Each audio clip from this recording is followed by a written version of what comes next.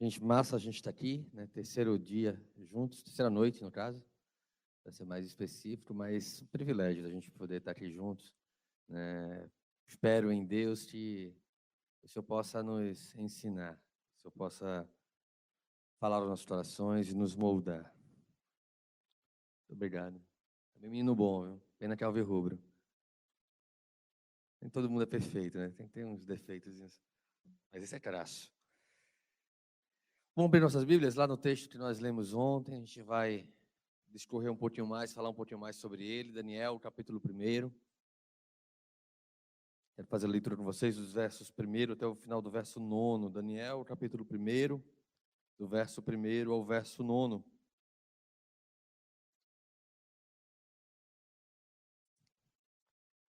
Diz assim: no terceiro ano do reinado de Jeoaquim, rei de Judá, Nabucodonosor, rei da Babilônia, veio a Jerusalém e a sitiou. E o Senhor entregou Jeoaquim, rei de Judá, nas suas mãos. E também alguns dos utensílios do templo de Deus. Ele levou os utensílios para o templo do seu Deus, na terra de Sinear, e os colocou na casa do tesouro do seu Deus. Depois o rei ordenou que Aspenaz, o chefe dos oficiais da sua corte, que trouxesse alguns dos israelitas da família real e da nobreza, jovens sem defeito físico, de boa aparência, cultos, inteligentes, que dominassem os vários campos do conhecimento e fossem capacitados para servir no palácio do rei. Ele deveria ensinar-lhes a língua e a literatura dos babilônios. E a sua própria mesa, o rei designou-lhes uma porção diária de comida e de vinho. Eles recebiam um treinamento durante 3 anos e depois disso passariam a servir o rei. Entre estes estavam alguns que vieram de Judá: Daniel, Ananias, Misael e Azarias.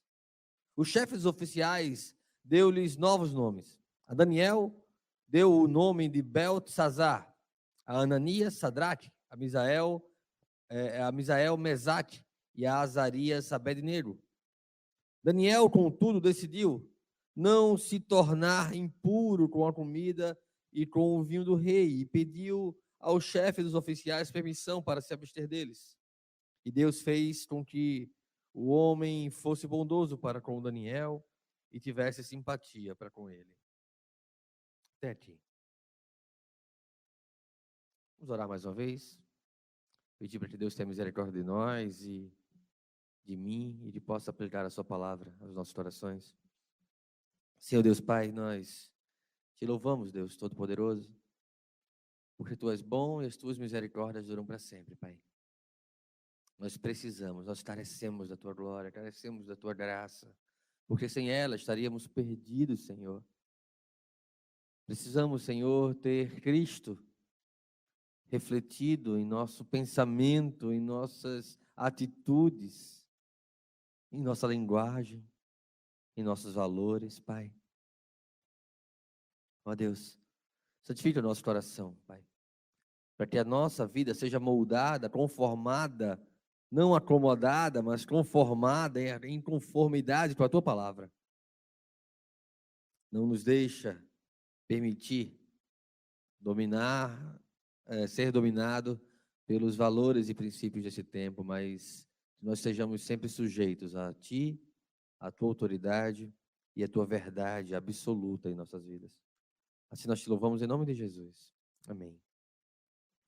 Amém. Ontem nós conversamos principalmente sobre os primeiros versos, sobre os tesouros que foram levados então para o templo do Deus pagão. E eu quero conversar um pouquinho com vocês sobre a estratégia de dominação, a estratégia de conquista de Nabucodonosor. Vamos pensar um pouquinho sobre a vida desses 4 jovens. Ontem nós falamos muito mais de Daniel, hoje talvez seja uma oportunidade de nós experimentarmos um pouquinho de conhecimento sobre a vida de seus amigos, né? E Misael, Azarias, Ananias, e aprender um pouquinho do que Deus pode nos ensinar através da vida deles. Uma coisa bacana que me motivou a trazer esse texto para nós é porque muitas vezes a gente não está tão familiarizado com a ideia de sermos igreja longe da igreja. E a maioria de vocês, imagino eu, aqueles pelo menos que fazem parte, que congregam aqui na Igreja da Encruzilhada, a maioria de vocês passou bastante tempo sem ter acesso à igreja, acesso a esse momento congregacional, de estarmos juntos aqui. E ao longo desse tempo, desses meses, talvez nós tenhamos sido bastante desafiados a entender a nossa responsabilidade de ser igreja longe da igreja. Porque muitas vezes nós não estávamos sobre os olhares dos nossos colegas, dos nossos líderes, dos nossos pastores. Nós tínhamos algum contato virtual, mas não tínhamos a proximidade de um acompanhamento, de verificar de fato como tenho me portado e nos portarmos juntos como igreja. Então, isso acaba fazendo com que nós entremos, então, isso acaba fazendo com que nós venhamos a entrar numa acomodação à situação confortável que é estar longe do convívio do povo de Deus, estar longe do convívio do povo durante o serviço do culto, durante o tempo que nós passamos aqui juntos, adorando a Deus, servindo a Deus no culto. E isso pode enfraquecer ou esfriar ou adormecer a fé genuína dos nossos corações, e nós então trocamos os tesouros de Deus e carregamos eles para os templos pagãos dos privilégios, do conforto e dos prazeres que esse tempo oferece. Mas vamos pensar um pouquinho agora sobre a estratégia de Nabucodonosor.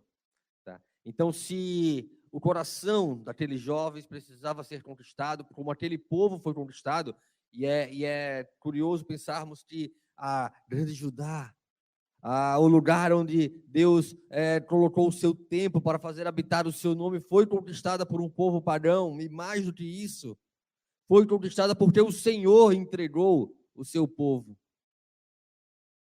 para ser disciplinado pela mão de iníquos. Verso 2 vai dizer: o Senhor lhe entregou nas mãos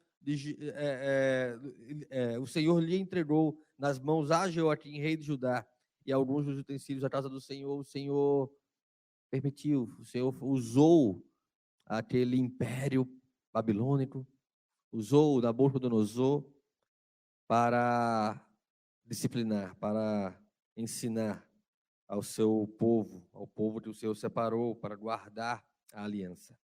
Tá? E aí nós vamos ver algumas coisas que nos fazem refletir sobre a nossa vida. Versos 3 a 5. Volta seus olhos para o texto. Diz assim: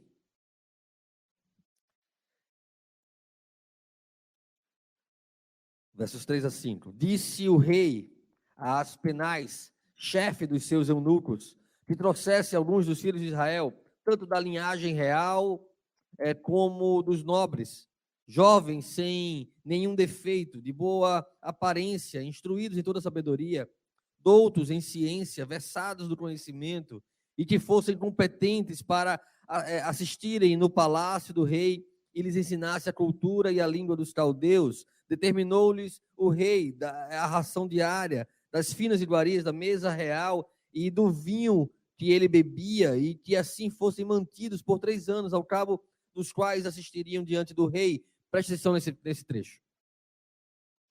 Quem foi chamado, quem foi então tomado de Judá nesse contexto? Não precisam responder, vamos ver no texto. Jovens da linhagem real, tanto quanto os nobres.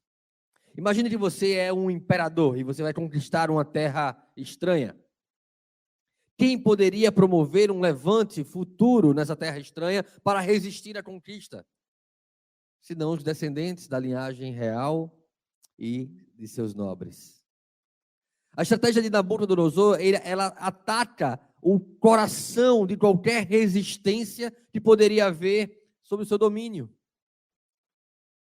A geração seguinte, da linhagem real, a geração seguinte dos nobres daquele povo, está sendo agora tomada, e não somente tirada do seu contexto, de sua cidade, da sua igreja, mas tomada para viver distante da igreja, longe do olhar das lideranças religiosas, longe do olhar da família, longe do olhar talvez dos companheiros de culto, das pessoas que lhe instruíam, que lhe ensinavam, longe de tudo que permitia que você vivesse a cultura da igreja,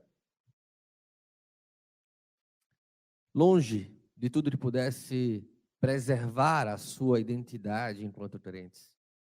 Mas não só isso. Se nós pensarmos bem sobre quem está, então, conduzindo esses jovens e preparando esses jovens, as penais, chefe dos eunucos. Eunuco não podia ter filho, o eunuco era castrado.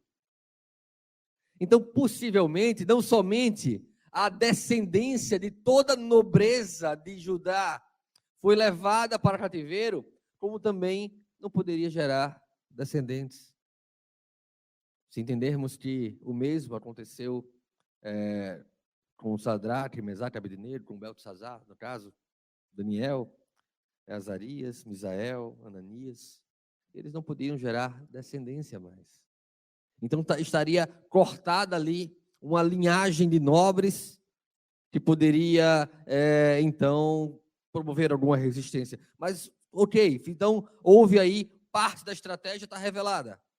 Parte da estratégia está aqui manifesta, mas há algo mais. Agora nós precisamos cativá-los. Agora nós precisamos envolvê-los. Agora nós precisamos desconstruir a sua identidade. Não só os tesouros do templo foram levados, mas Nabucodonosor estava interessado em muito mais do que tesouros. Nabucodonosor estava interessado em cativar, em mudar, em perverter o coração da igreja, o coração daqueles jovens. E ele vai usar do seu poder, do seu domínio, do cargo, da posição em que ele queria colocar aqueles jovens, levando eles para um lugar de conforto. Olha só, vocês vão sair da igreja, mas olha, vocês não passam perrengue no mundo não, o mundo vai abraçar vocês. Vocês serão bem-sucedidos. Vocês conquistarão coisas grandiosas desse mundo lá fora. É isso que vai fazendo com que cada vez mais nós venhamos a abraçar as coisas e os prazeres desse tempo, deixando de lado a verdade absoluta da palavra do Senhor e nos deixando acomodar e nos deixando moldar ao conforto que essa geração promove. Jovens sem nenhum defeito, de boa aparência. Eu lembrei ontem que talvez muitos de vocês não fossem. Sorte de vocês por não terem boa aparência. Ficariam na igreja, ficariam na cidade devastada. Jovens sem defeitos, de boa aparência, instruídos em toda a sabedoria, doutos, olha, gente boa, gente preparada. Gente que tinha condições de fazer mais. Determinou-lhes da ração diária, eles iam comer da mesa do rei. Quem quer sair aqui de uma igreja devastada, de uma igreja cheia de tarefas, cheia de coisa para fazer, porque foi totalmente assolada, foi totalmente humilhada, foi tirada de dentro da igreja os tesouros dela? Quem quer sair desse lugar? Se vocês lerem Jeremias com muita atenção e ver como ficou, como ficaram então aquela terra, se vocês lerem outros profetas que falavam sobre esse tempo, como aquilo ali só ficaram mendigos, miséria, e pessoas que não tinham condições nem de serem escravizadas. Quem quer sair do desconforto da igreja para viver no palácio do rei deste mundo, do príncipe dessa geração? Quem quer deixar o trabalho de servir, de fazer um monte de coisas, de investir tempo, dia, coisas que não vai trazer nenhum recurso material para vocês, não vai trazer nada do que o mundo lá fora tem para oferecer, em troca de viver comendo das finas iguarias, da alta gastronomia da Babilônia? E não só da alta gastronomia, não é só de comida e bebida que nós estamos falando, mas também de cultura. Daniel, Ananias, Azarias, Misael, foram convidados a viver de uma maneira, mas de uma maneira confortável. No palácio, servindo ao rei, numa posição de destaque, numa posição de status, em que as pessoas poderiam olhar e dizer, puxa, eu teria a posição deles. As finas iguarias do rei, a sua alimentação, a proposta era mudar o que eles comiam. Muito provavelmente, essa resistência de Daniel, que a gente vai ver mais na frente, dos versos 8 e 9, principalmente, essa resistência de Daniel se dá por causa dos alimentos que já o povo de Deus considerava como impuro. Então Daniel entendia que ele não podia contaminar-se, resistindo, querendo preservar a sua identidade.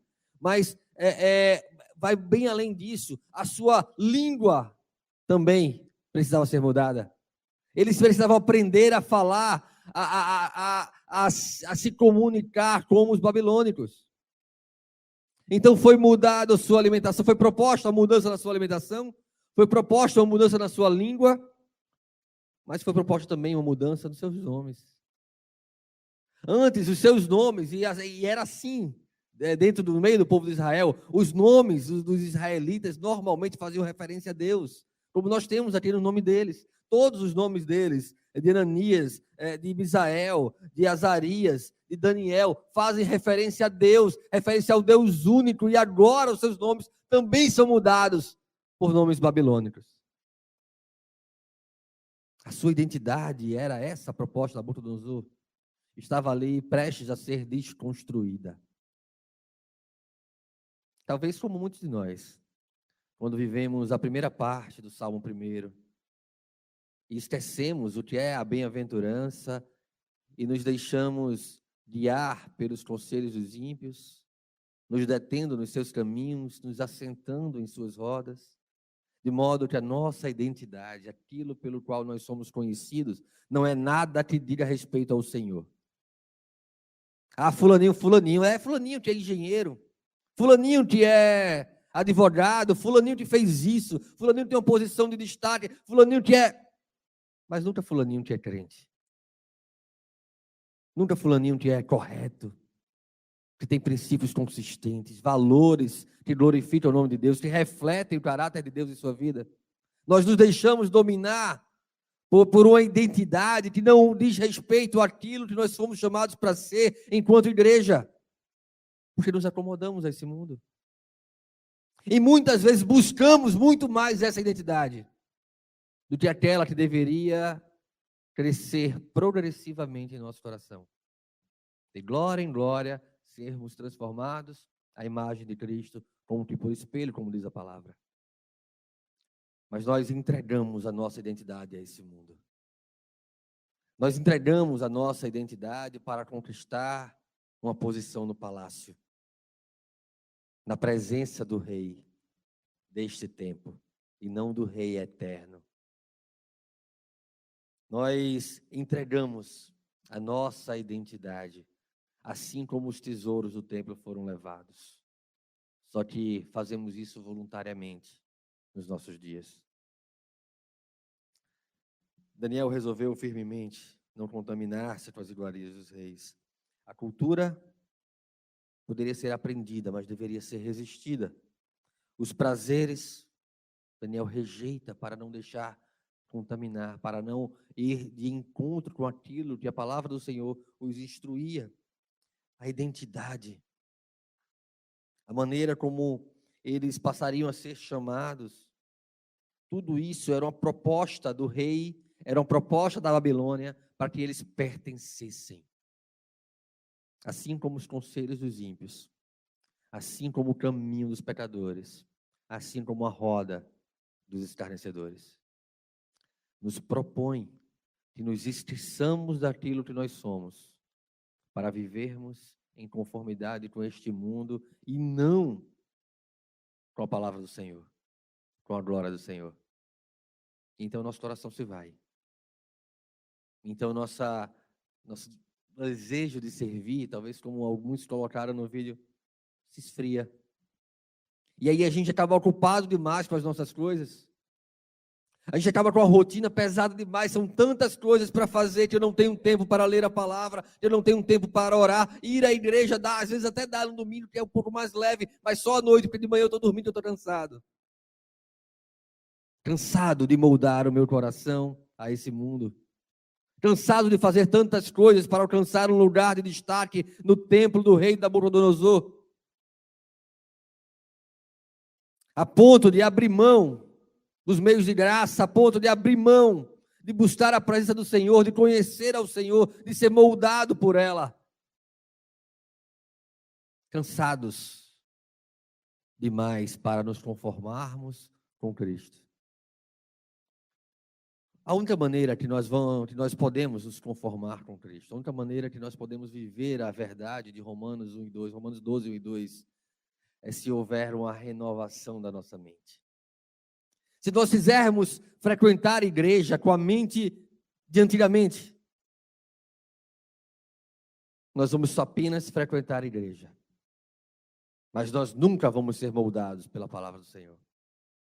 Porque ser moldado pela palavra do Senhor diz respeito a ter uma mente renovada, a querer coisas que eu não queria, a ter preferências, privilégios, princípios, valores, prioridades que são diferentes das prioridades impostas por esse mundo.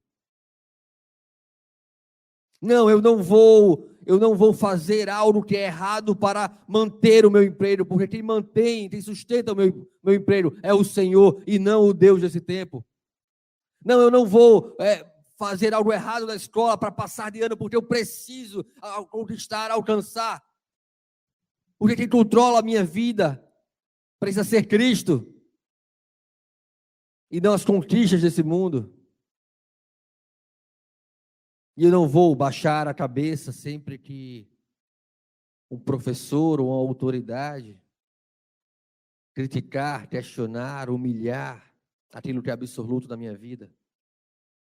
Porque ele pode ter a autoridade dada por homens, mas nós, antes, preferimos agradar ao Senhor do que aos homens. A vida e o coração de alguém inconformado com este mundo precisa refletir uma postura diferente do modo como esse mundo continua se conduzindo. Apenas peixes mortos nadam com o rio, com a correnteza. Peixes vivos, eles nadam contra a correnteza. Eles nadam diferente. E nós precisamos entender isso. Daniel me viu muita mudança na vida dele. Ele foi levado jovem para a Babilônia, vivendo num contexto diferente. Depois de Nabucodonosor, Daniel vai servir ao filho de Nabucodonosor. E aí aquela história que o filho de Nabucodonosor tem aquela visão na parede e tal. E aí, quando ele honra Daniel, quando o filho de Nabucodonosor honra Daniel, o Império Persa toma a Babilônia. E Daniel agora vai servir ao Império Persa. E sempre Deus sustentou a Daniel. E Daniel sempre foi diferente daquele povo. Foi até lançado na Prova dos Leões, como nós vimos há pouco, em uma das perguntas que a Ilana fez aqui na frente. Por causa do seu compromisso de não se conformar com o tempo. De conhecer a cultura, mas resistir à cultura. De conhecer a Babilônia, conhecer a língua dos babilônicos, mas preservar a sua identidade. Coisas que muitas vezes nós abrimos mão em nossas vidas por tão pouco. Nós vendemos os tesouros que temos recebido de Deus por tão pouco, porque não consideramos que estar com Deus é infinitamente melhor do que qualquer tesouro que esse mundo possa vir a nos oferecer. Acomodar-se, tomar a forma deste mundo,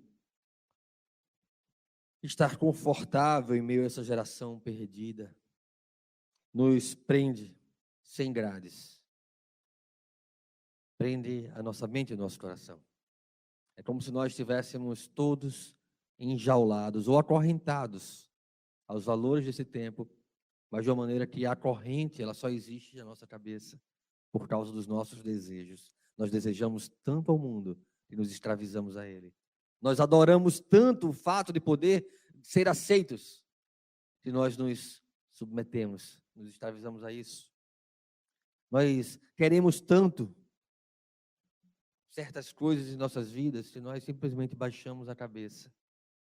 Sadraque, Mesaque e Abednego mudaram seus nomes, Misael, Ananias e Azarias, foram convidados certa vez a prostrar-se diante da estátua do deus Nebo, construída pelo rei. Não era nada demais, estava lá todo mundo tocando, uma orquestra sinfônica lá na frente, e eles só precisavam dar uma baixadinha e ia ficar tudo bem. Nada além disso. Tinha uma baixadinha para preservar sua vida e sua posição como autoridade, como sátrapa do reino. Ananias, Misael e Azarias não se prostram, não dão uma baixadinha. Isso incomoda o mundo. Isso deixa todo mundo inconformado ali. E vão dizer para o rei, mas aqueles 3, você fez tanto por eles, colocou na posição de destaque, como autoridade, olha o que eles fizeram. Não serve ao seu Deus, rei, imperador. E agora? Temos que usar de pena capital para com eles, porque eles não são conformados ao mundo. Eles não se submeteram, era só um pouquinho. Não precisava ser sempre, era só quando tocasse lá a orquestra. Mas eles não quiseram. Que abuso, que povo arrogante. Não aceita a religião dos outros, não aceita o culto dos outros, as posições dos outros. Que 3 jovens inconformados, não dá para viver junto com eles, então o rei vai, atendendo ao grito do mundo, lançá-los numa fornalha de fogo acesa. Se tivesse apagada, não era fornalha de fogo, né? Eu achei meio redundante eu falar que a fornalha de fogo estava acesa. Mas eles foram condenados a serem jogados lá. E eles olham para o rei e dizem, olha, rei Nabucodonosor, você é rei, você tem autoridade, vocês podem... Estou falando na minha linguagem, tá, gente? Na Bíblia está um pouquinho diferente, mas está parecido. Vocês podem me jogar lá nessa fornalha, está quente e tal, a galera que acendeu lá morreu. Certamente, assim, né, difícil a situação, mas se submeter a Deus é a prioridade da minha vida. Viver em conformidade à palavra do Senhor é a prioridade da minha vida. E então o rei Nabucodonosor, diz os jovens, se o Senhor quiser nos livrar da fornalha de fogo acesa, se o Senhor quiser operar o milagre de salvar a nossa vida, Ele fará. Se não, nós estaremos com Ele na glória, porque nós não vamos nos curvar diante de outros deuses. Agora, olha para a nossa vida. Quantas vezes nós não damos baixadinha para não gerar conflito? É só uma dobradinha de joelho, um deusinho ali daquele século, para não criar problema, porque a gente não pode chocar, porque a gente não pode parecer arrogante, a gente precisa ser amado pelo mundo, a gente quer ser amado pelo mundo o tempo todo.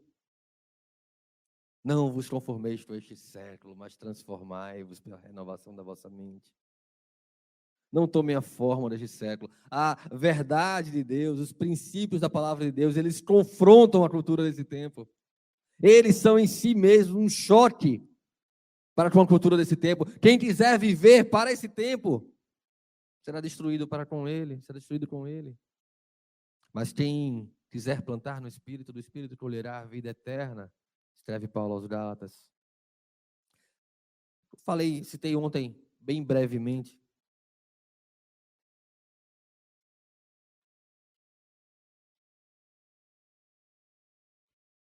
os primeiros capítulos do livro do Bunyan, Peregrino, e a gente falou ontem rapidamente sobre a história do flexível, né, que vai ali com o cristão e cai no pântano da desconfiança e logo volta para a margem e volta para a velha vida. Mas há muitos outros, e poderíamos citar aqui a parábola do semeador, porque há muitos outros que continuam ainda no caminho durante muito tempo. Mas se perdem mais adiante, porque como aquela semente caiu entre os espinhos, os cuidados do mundo tomam seu coração. No caso da história do peregrino, eles estão lá bem mais adiante, caminhando rumo à cidade celestial, chega num lugar, numa cidade chamada Cidade das Vaidades. Ele, seu companheiro de estrada, de jornada, chamado Fiel, ambos chegam ali na Cidade das Vaidades. E aquela era a cidade onde muitos peregrinos haviam ficado, haviam interrompido a sua peregrinação rumo à cidade celestial, porque resolveram buscar das vaidades daquele lugar, e haviam vaidades na feira das vaidades para quem quisesse. O que você desejasse, tinha lá na feira das vaidades. Que lugar bacana de morar. Todo mundo pode ser exaltado, todo mundo pode alimentar o seu ego. Todo mundo pode alcançar coisas maravilhosas. Só precisa não continuar no caminho. Parar. Acomodar-se. Fiel, então, começa a confrontar as pessoas. E elas preocupadas com a sua feira, com o resultado financeiro que poderia ser, então, prejudicado por aquela pregação de fiel, pegam fiel e pegam cristão e lançam no cárcere e depois vão julgá-los. A ponto de condenarem fiel à morte, fiel no livro ali, naquele lugar, na feira das vaidades. Então, recebe então a pena capital. É morto ali, é executado ali. E é curioso, porque pouco antes deles entrarem nessa das vaidades, Evangelista, um outro personagem do livro, havia dito, olha, vocês vão entrar juntos, mas só um vai sair. O outro vai chegar na cidade celestial primeiro. Fiel, então, chega na cidade celestial primeiro. E cristão, ele é salvo, então, por um outro personagem, um novo personagem, que havia vindo nessa jornada rumo à cidade celestial muito antes, mas havia se perdido ali na feira das vaidades. Talvez como muitos cristãos desviados, se nós conhecemos ao longo do caminho, mas que retornam ao caminho. Esperança salva cristão. E eles vão juntos continuar a jornada. E continuam a jornada. Mas quantas vezes e quantas pessoas que nós conhecemos começaram a jornada conosco, conviveram conosco, trabalharam conosco, lideraram conosco e se perderam na feira das vaidades e não mais retornaram para o caminho, porque considerou as coisas desse tempo como superiores àquilo que Deus tinha para oferecer, porque não tinha consciência, não estava firmado, não estava conformado com a palavra do Senhor, não tinha contentamento em Deus. Talvez Deus fosse uma área importante na sua vida, mas apenas uma área, porque havia muitas outras áreas para cuidar, e essas outras áreas exigem de nós, exigem tempo, exigem esforço, exigem suor.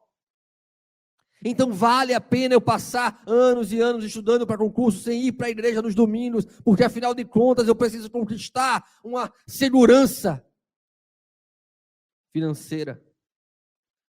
Vale a pena então eu perder, eu não ter tempo para ler a Bíblia, para orar, para passar no vestibular. E quantas pessoas vão de diploma na mão para o inferno? E quantas pessoas têm o seu nome divulgados ali, como aprovados em concursos, mas não têm os seus nomes no livro da vida? O que então é mais importante?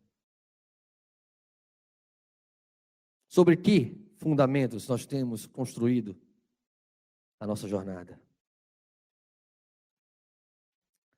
Se olharmos mais adiante no texto, depois do firme propósito de Daniel de não se contaminar com as iguarias do rei, nós vamos ter, a partir do verso 14, desculpa, a partir do verso 15, diz assim o texto: no fim dos 10 dias, os 10 dias foi um trato de Daniel ali, com o chefe dos eunucos, a gente vai comer só legumes, e você vai ver, no fim dos 10 dias, a sua aparência era melhor, estavam mais robustos do que todos os jovens que comiam das finas iguarias do rei.